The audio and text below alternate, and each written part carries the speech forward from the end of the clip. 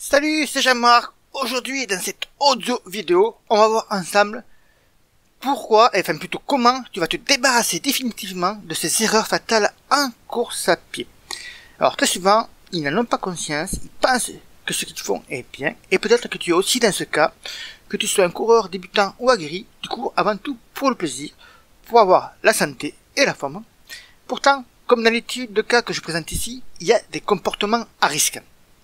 Même sans t'en apercevoir, tu peux en être victime.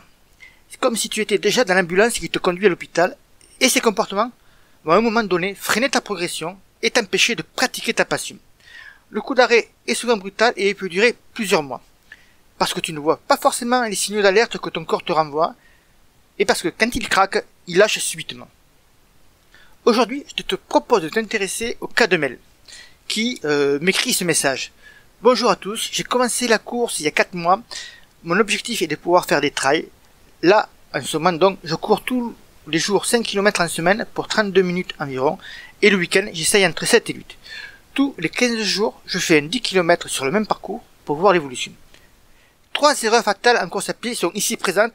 Rien que tu vois, en 5-6 lignes qu'il m'a écrit, 3 erreurs sont déjà à éviter absolument. Alors la première, c'est une progression trop rapide. Quand on débute la course à pied depuis quelques mois, courir tous les jours n'est pas bon. Mais, ce que je vais te dire concerne aussi les coureurs plus expérimentés. Par exemple, ceux qui vont passer d'un 10 km à un marathon.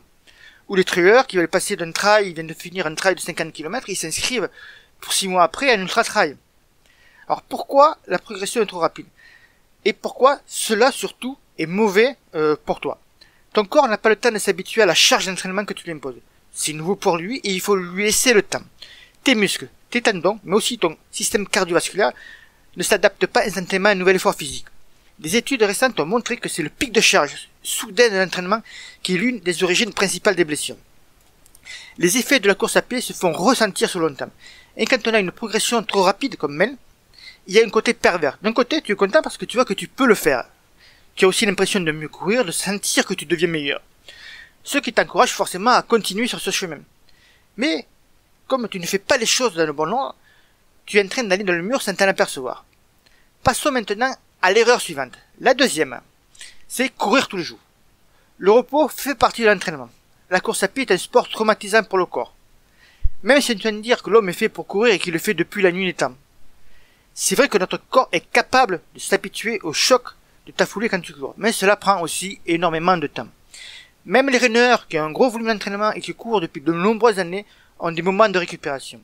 La récupération est primordiale pour laisser du temps aux articulations et aux muscles de se régénérer, de se reposer et de se reconstruire.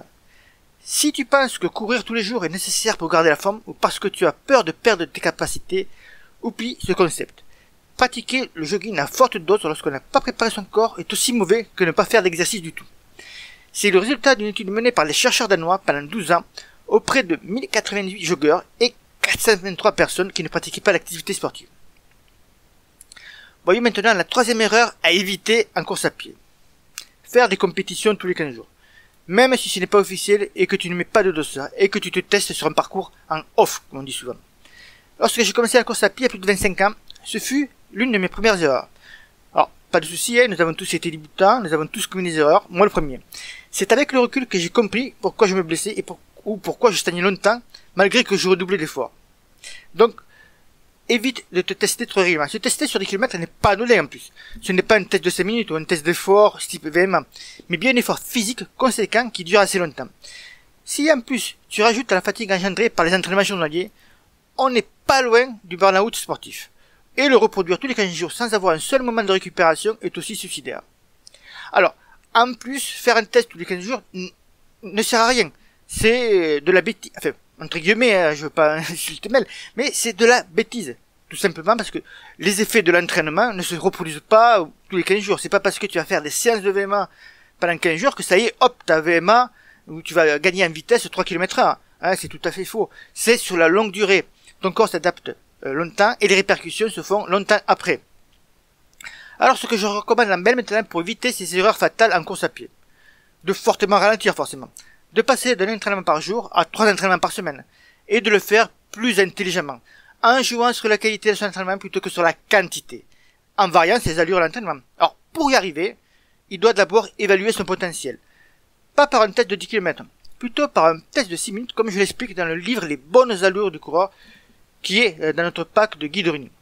En plus, il aura tout le protocole pour réaliser sans commettre une seule erreur, et avec ce test simple, il va connaître ses 5 allures de course, ce qui va l'aider à réguler ce tempo et à courir aux bonnes vitesses, les vitesses qui lui sont profitables. Puis il doit respecter les principes de la course à pied. Les oublier ou les négliger entraîne des blessures, des coups de mou, une perte de plaisir, une fatigue chronique. Et ça va se finir plutôt par l'arrêt de la course à pied sur une période plus ou moins longue ou l'abandon définitivement parce qu'on va être dégoûté à la course à pied. Alors surtout aussi, ne surtout pas se croire plus supérieur à Dame Nature. Ne pas penser que ça arrive qu'aux autres, les blessures, les coups de mou, tout ça. Ou que c'est simplement le hasard, le destin qui dessine. Également, si Mel veut faire des 10 km, après avoir mis tous ces conseils que je viens de donner, il peut suivre alors un plan d'entraînement de 10 km sur 2 mois, avec 3 séances par semaine. Que ce soit un plan de notre programme 10 km à nous, ou un plan venu d'ailleurs. Si tu penses aussi que tu as sauté des étapes dans ta pratique de la course à pied, ou que tu sens que tu as besoin de mettre de l'ordre avant d'atteindre un point de non-retour, c'est alors sur cette page que tu dois te rendre, je t'ai mis un lien ci-dessous, où c'est que tu vas pouvoir simplement recevoir le livre Les bonnes allures, et télécharger d'autres guides running, pour que tu puisses assimiler les principes des coureurs épanouis, et ceux qui durent plus longtemps qu'une pilule Duracell. Alors si tu commets une de ces 3 erreurs fatales, tu peux également me laisser un commentaire en dessous de la vidéo audio, j'y répondrai avec très grand plaisir, et aussi si tu as des questions sur cette audio vidéo. Je te souhaite donc une bonne journée, bon run, et à bientôt, ciao ciao.